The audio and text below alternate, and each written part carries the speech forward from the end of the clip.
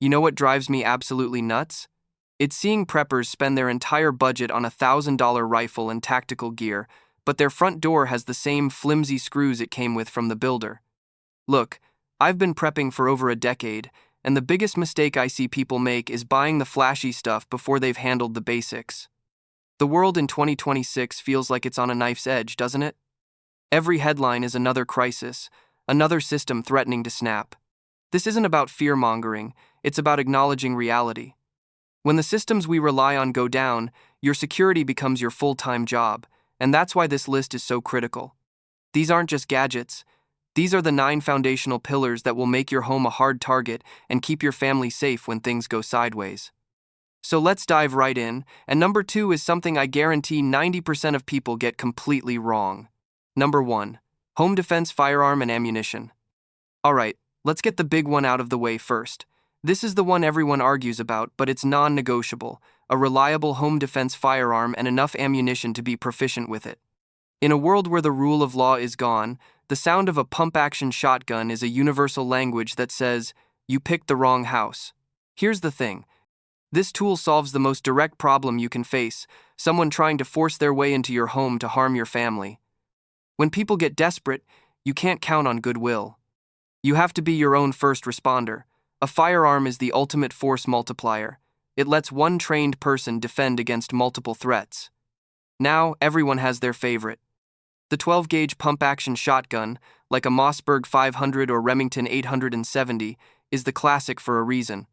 It's dead simple, reliable, and that cha-chunk sound of racking a shell is an unmistakable warning. But an AR-15 is an amazing choice. Too, it's lightweight, low recoil, accurate, and you can customize it with lights and optics. For inside a home, that's a huge advantage. If you prefer a handgun, a full-size 9mm from a trusted brand like Glock or Sig Sauer is a fantastic option. It's easy to handle in tight hallways. But here's what most people miss. Owning the gun is only 10% of the solution. The other 90% is training and ammo. You need to have a stockpile. A common benchmark you'll hear in the prepper community is a minimum of 1,000 rounds per caliber you own. It sounds like a lot, but between practice to stay sharp and what you'd need in a real crisis, it goes fast. And finally, you have to maintain your tools. A dirty gun is an unreliable gun. Get a cleaning kit and learn how to use it. Your life could literally depend on it. Number 2. Durable physical security infrastructure. Moving on to number 2. And this is the one I was talking about. While a firearm is your last line of defense, this is all about making sure you never, ever have to use it. We're talking about making your home a hard target. The vast majority of intruders are just opportunists looking for an easy score. Look, make your home look like a pain to get into, and 9 times out of 10, they're just going to move on to find an easier target. This is deterrence. The problem is that modern homes are built for privacy, not security. A standard door can be kicked in by an average person with almost no effort. So, let's fix the weak points. First, your doors. This is the pro tip that costs you $10 and is worth $1,000. Go to the hardware store and buy a box of 3.5-inch deck screws. Replace every half-inch screw in your door's hinges and strike plates with these long ones. Now, instead of being held in by a flimsy piece of wood trim, your door is anchored to the actual frame of your house. It makes it exponentially harder to kick in. For even more strength, get a door reinforcement kit and a heavy-duty flip lock. Next, windows. They're the soft underbelly of most homes. The best solution, which I learned about the hard way after a close call years ago, is security film. You apply this clear film to the inside of the glass. If someone tries to smash it, the film holds all the pieces together. Instead of a silent entry, they have to make a huge racket, hitting it over and over. It completely kills their element of surprise. And don't forget the low-tech stuff. Motion-activated solar security lights are non-negotiable. They're cheap, they work when the grid is down, and they blast any lurker with light, exposing them. Plant some thorny rose bushes under your windows. It's a beautiful, natural deterrent. This stuff isn't flashy, but it works 24/7 to keep trouble away. Number 3. Survival knife and multi-tools. Next up, at number 3, is an item that's practically in our DNA as preppers: a high-quality fixed-blade survival knife and a solid multi-tool. This isn't just about having something sharp, it's about having the one tool that has kept humans alive for thousands of years. When you have to build, fix, or improvise, this is where you start. Here's what this solves: our complete reliance on powered, specialized tools. When the power's out, you can't just grab the right gadget. A good knife and multi-tool become your entire toolbox. Let's talk about the knife. You need a fixed blade, full tang knife. Full tang just means it's one solid piece of steel from the tip of the blade to the butt of the handle. It makes it incredibly strong. You can beat on the spine of it to split wood that's called batoning or pry with it and not worry about it snapping like a cheap folder. A blade between 4 and 6 inches is the sweet spot, big enough for heavy work but small enough for control. This knife is your workhorse. It makes feather sticks for fire, helps build a shelter, and can even be a last-ditch defensive tool. But while the knife is your workhorse, the multi-tool is your precision problem solver. Think of a Leatherman or a Gerber. We're talking pliers, wire cutters, screwdrivers, a can opener. The number of problems this little thing can solve is insane. Fixing gear, tightening a screw on your rifle optic, cutting wire, this is your go-to. Don't cheap out on these. A quality knife and multi-tool are an investment in your own self-reliance. Number 4. Paracord and durable cordage. Moving on to number 4, we have one of the most versatile and frankly underestimated items in your entire inventory: paracord. I'm talking a minimum of 500 feet of real deal, mil-spec 550 paracord. That might sound like a lot, but once you get it, you'll realize it's just a starting point. The problem this solves is simple: the need to tie, lash, and secure things in a world without zip ties and bungee cords from the store. Cordage is the glue that holds a survival situation together. Here's what makes 550 paracord a game changer. The 550 means it can hold 550 pounds, but the secret is inside. The outer sheath has 7 to 9 smaller independent strands. You can pull these out and use them for fishing line, sewing thread to repair your gear, or any small task. From one 100-foot length of paracord, you can get hundreds of feet of usable smaller cord. The versatility is off the charts. What can you do with it? Man, what can't you do? Rig a tarp for a shelter, hang your food bag from a tree to keep bears away, make a clothesline to dry wet gear, which is critical, create tripwire alarms, splint a broken arm. The list is endless. A pro tip that took me years to appreciate: make sure you're buying real mil-spec cord. The cheap knockoffs from the craft store won't have the strength or the inner strands. It's relatively cheap and lightweight, so stack it deep.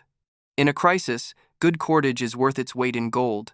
Number 5. Heavy-duty tarps and repair materials. Number 5 is the unsung hero of preparedness. Heavy-duty tarps and a rock-solid repair kit, especially good quality duct tape. This isn't sexy, but in a long-term crisis, entropy is the real enemy. Things just fall apart. This category solves that problem. A small tear in your backpack or a leak in your roof can become a disaster when you can't just go buy a new one. Your ability to patch and repair is a core survival skill. First, tarps. And I'm not talking about those flimsy blue tarps that shred in the first windstorm. You need thick, reinforced, heavy-duty tarps, preferably in a dark green or brown. Get at least 3 or 4. Their most obvious use is for emergency shelter, but they're also critical for patching a damaged roof or covering a broken window. You can also use a large tarp to collect a ton of rainwater, which, obviously, you'll still need to filter with something like a Sawyer Mini or a Life Straw before you drink it.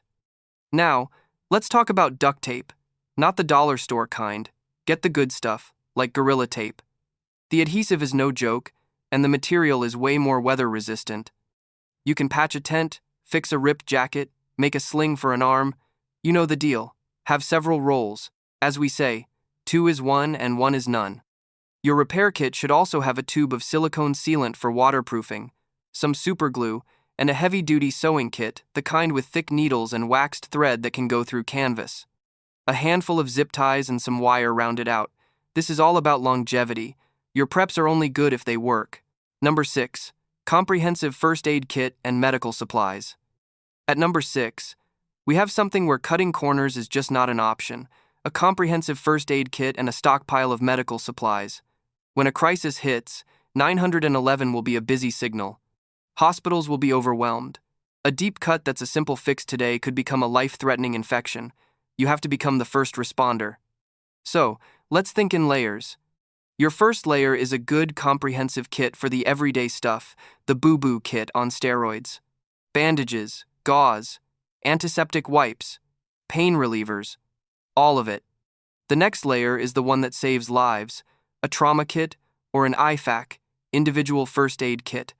This is for major bleeding.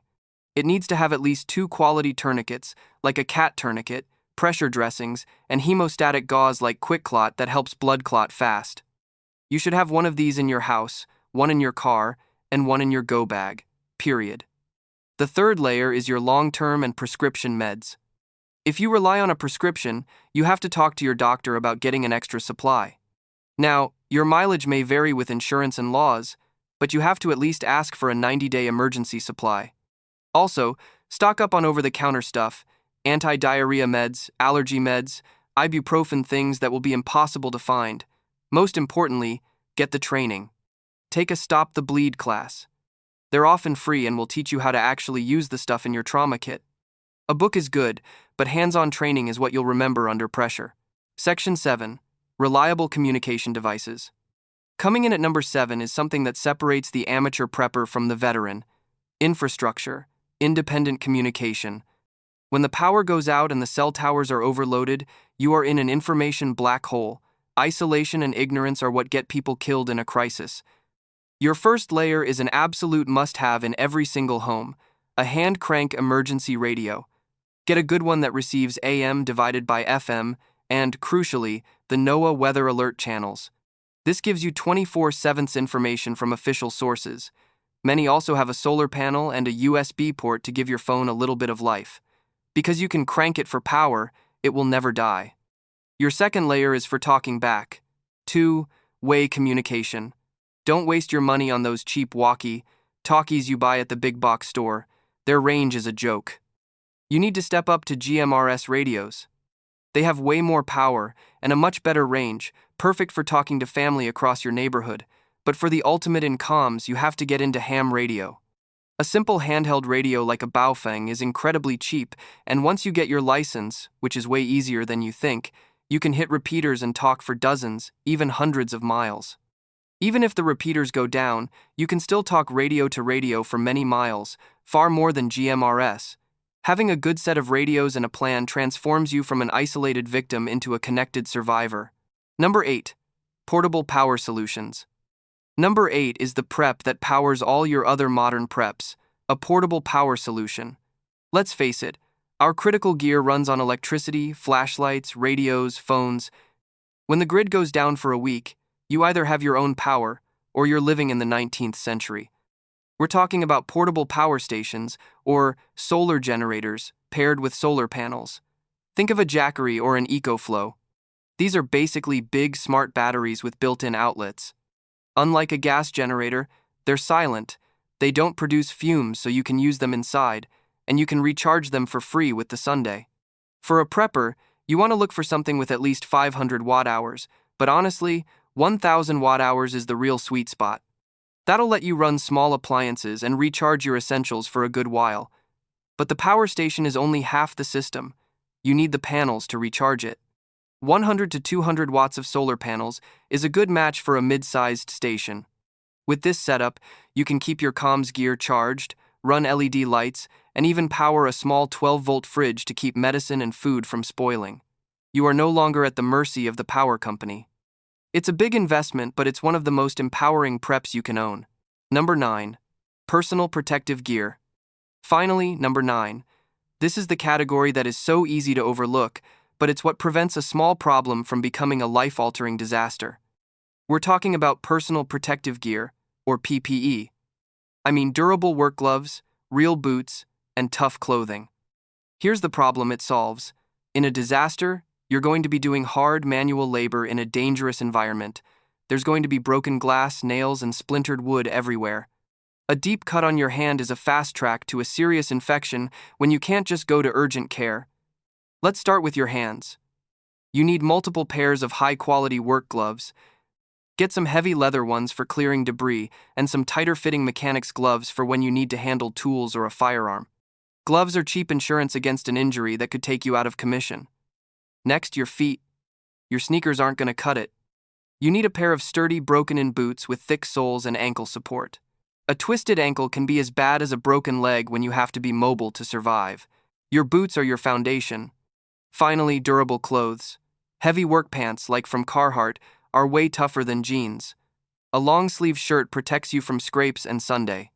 This isn't about looking good. It's about having a functional barrier between your skin and a world of new hazards. It might seem boring, but injury prevention is just as important as any other prep on this list. So there you have it, the 9 foundational security items for 2026. This isn't everything, of course. This list is about security. It's not the top 9 preps of all time. That's a different video where we'd be talking about water storage, fire extinguishers, and all that good stuff. But this is the core of your defense. Now, I want to hear from you. This community has a ton of knowledge. What did I miss? What's your number 10 security item? Let me know in the comments below. Your hard-won experience could be the one thing someone else needs to hear. And hey, if you got some value out of this, do me a favor and hit that like button and subscribe. We're all about giving you practical, no BS advice to keep your family safe. I've put links to examples of everything we talked about in the description. Remember, preparedness isn't a destination. It's a journey. It's not about buying gear and forgetting it in a closet. It's about building skills and developing a mindset of self-reliance. The gear on this list is just a set of tools. They're useless without the knowledge and the will to use them. The time for just waiting and hoping is over. The time to act is now. Pick one thing from this list, get it, and learn how to use it inside and out. Then move to the next. Every single step you take makes your family that much safer. Stay prepared and stay safe.